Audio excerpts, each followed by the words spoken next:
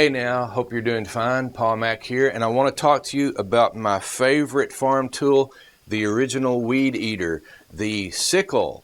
The sickle. In the old Sears and Roebuck catalog, it's referred to as a grass hook, not to be confused with the scythe. This is a scythe, this is a sickle. And the scythe is an instrument of shearing.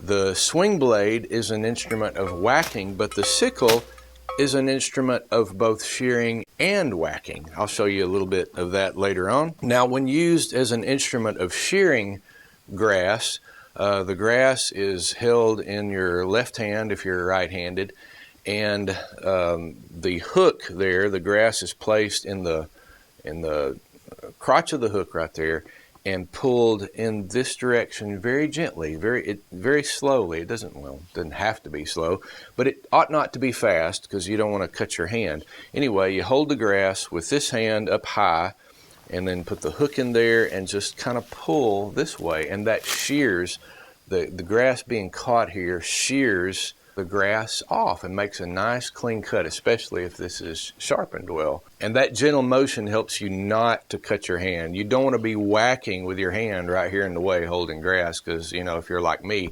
you're going to miss, and that won't be fun. Now with a scythe, when you're shearing with a scythe, it helps to mow grass in the morning when the dew is on the grass. The dew is heavy on the grass because the dew helps make the grass heavier, the mass of the grass heavier, so that when you're shearing with the scythe here, the dew kind of holds the grass in place and helps you to make a clean cut.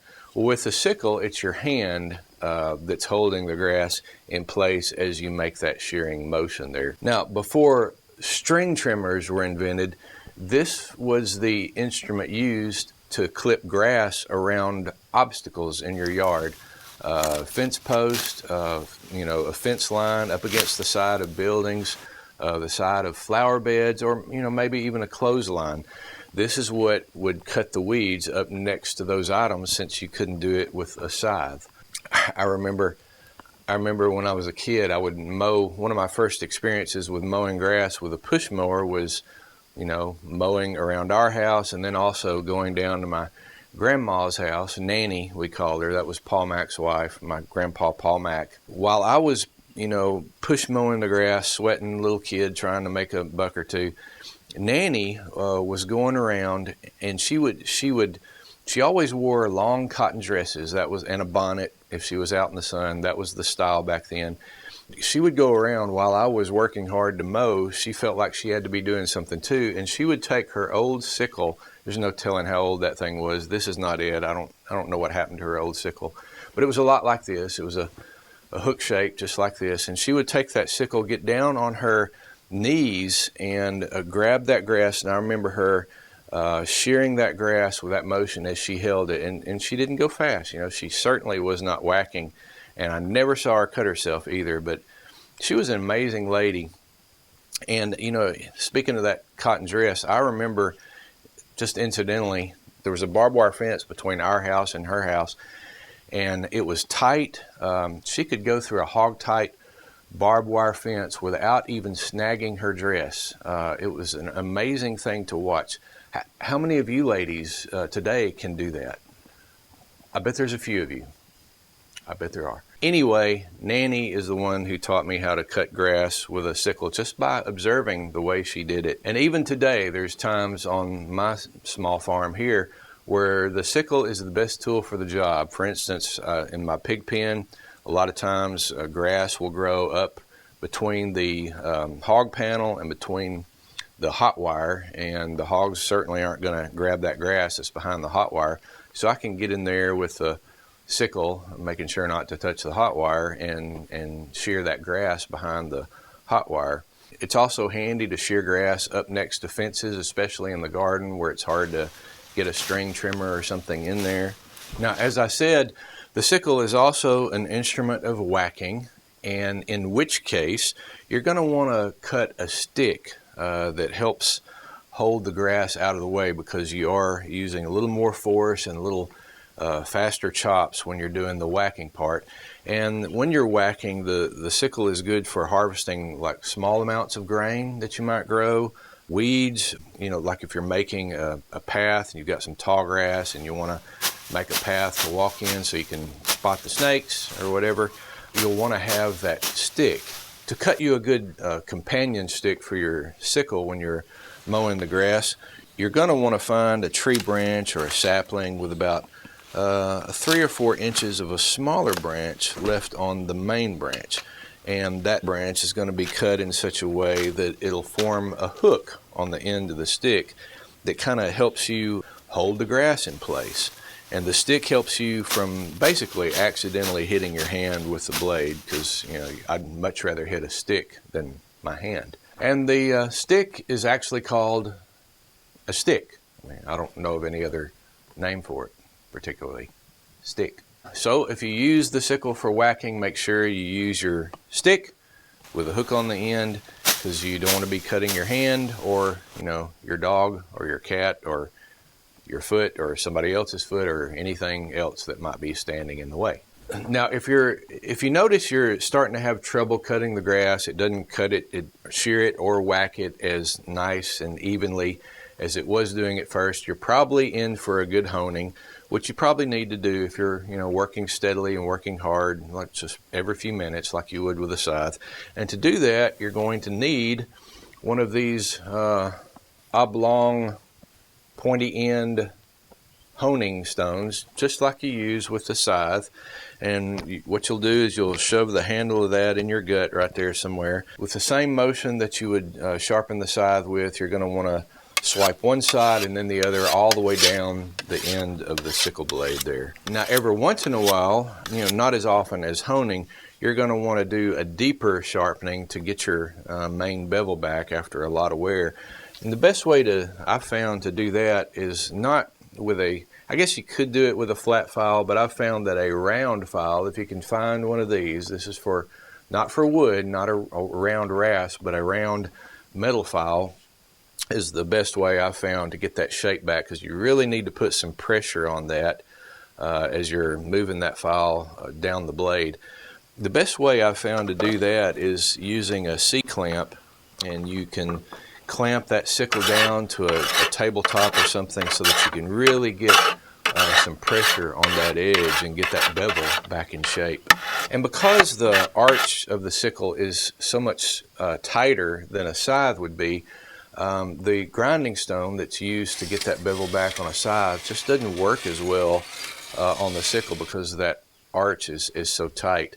I found it much easier to use the round file to be able to get that bevel back. Obviously, since it's smaller, sickles are much more affordable and maybe a little easier to find than a good scythe. I recommend both, but if you can find an inexpensive one at a flea market or an auction or something, I say get it. They're very handy to have. There's a couple of styles I've seen. This one is more of the grass hook style. The blade is one piece and it's riveted to the handle here. So I've seen this style, but also you find this style where the blade is actually has little screws and a bolt that attaches it to the handle. So obviously this made the blade replaceable should you wear it out. I mean, should you cut that much grass that you actually wear one of these out, which I've never seen one worn that bad. And generally what you'll find is that the wooden handles are riveted on. In this case, the wood handle had a slot cut down into it. The blade goes in there and then the rivets go in, and probably was the rivets were heated up and then or maybe cold hammered so that they hold on to the handle there. This one's the same way. You can see this one's probably pretty old, maybe from the 20s or something like that, but you can see the handles are in bad shape. It wouldn't be hard to replace these handles. Just any old shape would do. Just get it in the ballpark there, cut your slit in it so that the metal part of the handle goes in there, the tang, and then drill your holes for the rivets and get it going again. This one My daughter found this one and bought this one for herself. She found this at I think a flea market, and it's got an unusual decorative handle on there. It looks like it's been turned on a lathe, and it too has the little screws and the square bolts that are holding it on. But unlike these, it's not riveted. It just, you stuck the tang down into probably a hole drilled in the handle here, and then it has a ferrule that kind of holds it tight, and looks like it's got looks like they probably pounded the tang down here to keep it from coming back through. In my 1923 Sears and Roebuck reprinted catalog, I found a picture of one that has a very similar handle, and that's 1923 catalog, so I'm dating this about that time. The shape of the blade looked a little bit different, but the handle looks the same, and it appears that somebody got really happy whacking and maybe hit a rock or something and broke the tip off. I can't imagine why they'd cut it off unless they needed the end of the blade to make some other tool. Maybe, I don't know. It's kind of bent, so they probably broke it that way. Anyway, still got a lot of use in it for my daughter when she puts on her cotton dress and gets on her knees and starts whacking weeds. If you're going to refurbish one and the handle is pretty much gone and there's no using it again, you might as well just, grind the rivets off, take that wood off, and you can, do like normal with a lot of these old tools. You can do an electrolysis to get the rust off, or you can use sandpaper, 120 grit grinding disc on your hand grinder, or emery cloth. Do it the old, blood and sweat way. Just anything to get the rust off and get it shiny again. Looks like this one had been painted green originally. That's probably original paint right there. And then if it needs a good sharpening, this one is very, very dull. The back is almost as sharp as the front here, and so you would need to use the round file to get your bevel back and then hone it up real good and put you a new handle on, and it should be ready to go. So this would be a fun project to restore one of these old sickles. A good starter project, a good way to get your feet wet if you're inclined to restore old tools. As far as use around the homestead, I already mentioned a few things I use it for. It's also good to, maybe you got rabbits and you want to feed your rabbits some grass clippings from around. It's a great tool to use to gather up just a handful of grass to be able to feed your rabbits with, or as I said, to, the original weed eater to cut the weeds around your clothesline pole, or just whatever.